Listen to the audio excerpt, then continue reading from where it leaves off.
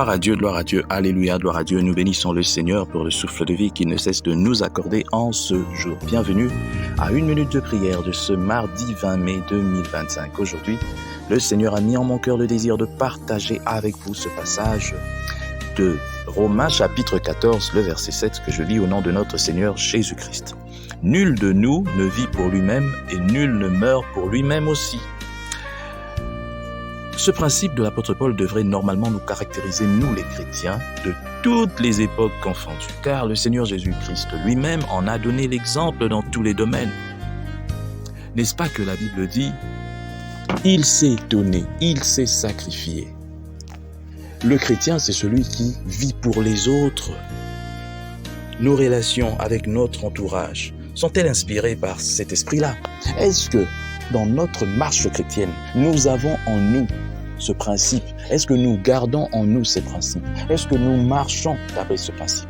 J'ai toujours l'habitude, lorsque je prêche dans les églises et que je m'adresse à l'assemblée, de dire que c'est bien de vouloir être un gagneur d'âme. C'est bien. Je vois même, il y a des gens qui font ce travail des gagneurs d'âme dans les églises juste parce qu'on leur a confié ce ministère, ce département, disons.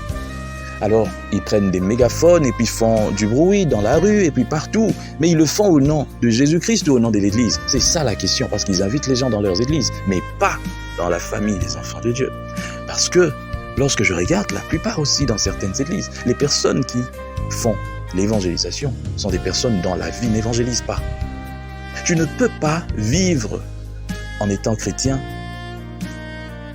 et en même temps égoïste. Si tu es chrétien, tu dois vivre pour les autres. Tel que je disais, tu ne peux pas emmener les âmes à Christ lorsque tu es aussi celui qui les éloigne de Christ. Et pour aller encore plus loin maintenant, tu vas être chrétien. Ah, toi, ça va dans ta vie. Tu vis bien ta vie. Tu es financièrement stable, tu as tout ce que tu veux. Mais les autres peinent. Mais vous priez dans la même église, vous levez les mains ensemble. Tu es pasteur, tu as une grande église. Ce qui importe pour toi, c'est de mettre les carreaux dans l'église, c'est de faire ceci, cela, c'est de rendre ce bâtiment-là beau, c'est bien. Mais que fais-tu de ces pierres vivantes qui composent la vraie église? Tu t'en fous. Tu es dans le faux. Ne pense pas que Dieu t'applaudit parce que tu as construit un beau bâtiment pendant que ceux qui prient dans ce bâtiment vivent dans la misère et ont des problèmes que tu peux résoudre mais que tu refuses de résoudre parce que tu es égoïste, tu ne penses qu'à toi, à tes enfants, à ta famille.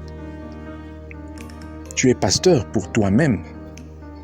Tu fais un business, mais rien à voir avec l'œuvre de Dieu.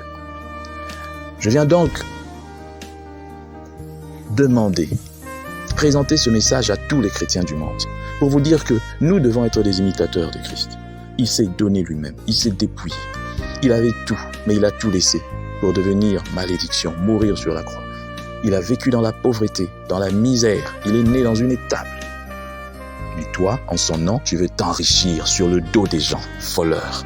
Que Dieu bénisse sa parole, qu'il bénisse tous ceux qui m'ont suivi, que ces paroles atteignent les extrémités de la terre. Bonne journée à tous.